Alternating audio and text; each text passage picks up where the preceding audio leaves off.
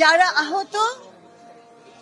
আহত, যাদের পেটে ভাত নেই, যারা কর্মহীন হয়ে গেছে, তারা কিন্তু এই বাণী মানবে না। এটা স্বাভাবিক। যে কষ্টে থাকে, যার পেটে খিদে থাকে, সে তো আমার এই যুক্তিবাণী শুনবে না।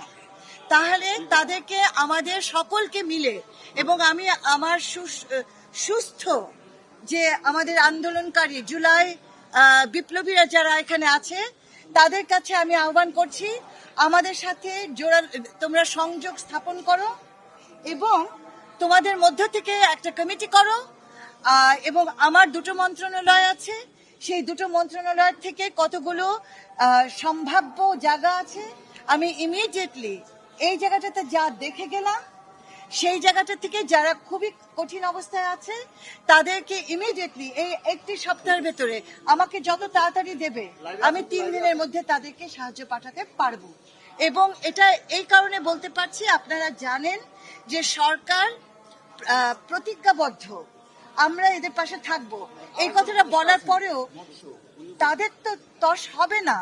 এবং আমি এই জায়গাটায় অনেক সময় আমরা একটু নিরুপায় হয়ে যাই।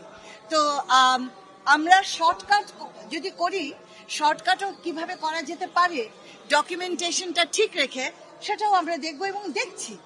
এবং দেখেন, সেই কারণে জুলাই ফাউন্ডেশন যে তৈরি হলো, আপনারা কি কল্পনা করতে পারেন যে স্বাভাবিকভাবে একটা সংগঠন 1 মাসের মধ্যে এইভাবে দাঁড়ায়?